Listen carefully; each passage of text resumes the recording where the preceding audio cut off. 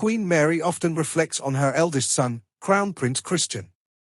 During her recent meeting with Iceland's President, Halldór, alongside King Frederik, she demonstrated her deep affection for him. This important visit marked the first state reception since Frederik ascended the throne, and it was evident that Mary was thinking of her son during this solemn occasion. For the meeting with the President of Iceland, Queen Mary wore an elegant purple coat designed by S. Le Schmidt, complemented by a stylish headband from Jane Taylor and a refined gold necklace adorned with amethysts. This piece of jewelry holds special significance. Mary first wore it when she left the hospital with newborn Christian in October 2005. The amethysts, which are her birthstone, add sentimental value to the necklace. The state visit coincided with a notable date in the royal family's life, the upcoming 19th birthday of Crown Prince Christian, celebrated on October 15th. Although the prince is currently far from home in Africa for a year of reflection, his mother undoubtedly thinks of him during this significant period. Earlier in the summer, the Danish royal court announced that Crown Prince Christian had departed for East Africa on September 4 for an extended stay. During this trip, the prince is working on 2 farms, engaging in both practical tasks and administrative work, while also gaining experience in nature conservation by participating in local programs. Christian is expected to return home in December. This experience mirrors the youth of his father, King Frederik, and his grandmother, Queen Margrethe, who also traveled abroad in their time to gain valuable life lessons and work experience. Crown Prince Christian officially took his place in the line of succession on January 14, when King Frederik ascended the throne following Queen Margrethe's unexpected abdication. The past year has been one of significant achievements for Christian. On his 18th birthday, he was awarded the Order of the Elephant, Denmark's highest national honor, during a solemn session of the State Council. At this event, Christian swore to uphold the Danish constitution, allowing him to officially become a regent and assume the duties of head of state in the event that King Frederik is absent or ill. In June, Crown Prince Christian successfully graduated from Ordrup Gymnasium, marking another important milestone in his life. Christian's future plans remain uncertain for now. It is likely that after returning from Africa, he will undergo military training, an essential step on his path to becoming king. There is also a possibility that he may choose to enroll in university next year, which would signify yet another significant phase in his life. Meanwhile, King Frederik and Queen Mary had a busy week following the state visit, which included a dazzling gala dinner at Christiansborg Palace, where Mary shone in a dark blue gown and a tiara adorned with pear-shaped pearls. The couple also attended a dinner celebrating the 25th anniversary of the American Chamber of Commerce in Denmark on Thursday, and then marked the 750th anniversary of the city of Holbæk on Friday. During their visit, the mayor of Holbæk revealed the advice the monarch shared with him behind the scenes.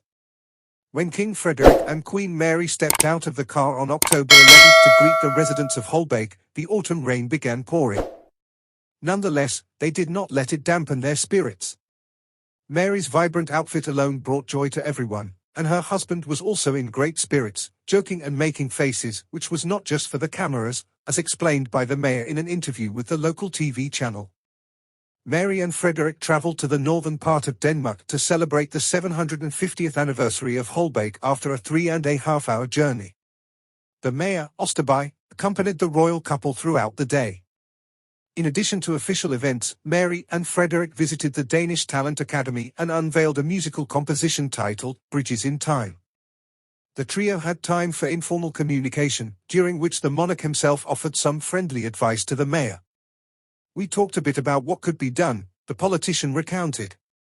"King Frederik told me, you need to look forward more. You're doing fantastic cultural work, you need to make more of it." When asked whether the monarch had lectured the mayor, Osterby smiled and replied, yes, he does that in a good way." During his visit to Holbæk, King Frederik was clearly in a playful mood. Osterby also recalled that the king mentioned his upcoming meeting with Lars Krag, a fellow politician and longtime mayor of the city of Herning. "I have a coffee meeting planned with Lars Krag," the king told him. "Nudge him a bit and tell him that Holbæk can do a lot. Frederik wants his good advice to spread further, of course, with a light smile." Throughout the visit, King Frederik maintained a friendly demeanor, despite the gloomy weather. He took time to chat with local residents, many of whom noted his remarkable openness. One local shared that the king stopped by a group of school children to ask about their impressions of studying and life in Holbeek. This interaction gave the impression that the monarch genuinely cares about the opinions of his subjects, a characteristic that sets Frederik apart from his predecessors. During the visit, Queen Mary also drew attention with her warm words. When one woman presented her with a bouquet of autumn flowers, she responded, "These flowers remind me of my garden. Autumn is my favorite season, and I deeply appreciate this gift." Such simple yet sincere words touched the locals, who later discussed the moment on social media, emphasizing that Mary always finds a way to make royal visits more human and heartfelt. After the ceremonies and meetings in the city, the royal couple headed to a private meeting with local entrepreneurs. According to one participant, Frederik showed great interest in the development of local innovative projects and offered his support in promoting several initiatives. This demonstrates that the king and queen do not limit themselves to ceremonial duties but are actively involved in the country's life, striving to address current issues. Additionally, the possibility of further collaboration between local businesses and international companies was discussed, with many expressing hope that the monarch's visit would strengthen these ties. Specifically, there were talks about the prospects for developing the tourism industry, and Mayor Oosterby noted that the royal family's visit had already attracted media attention and potential investors. King Frederik and Queen Mary continue to show that their approach to governing is rooted in supporting local communities and strengthening cultural connections. Their visit to Holbeek stands as yet another testament to their commitment to staying close to their subjects and participating in their everyday lives.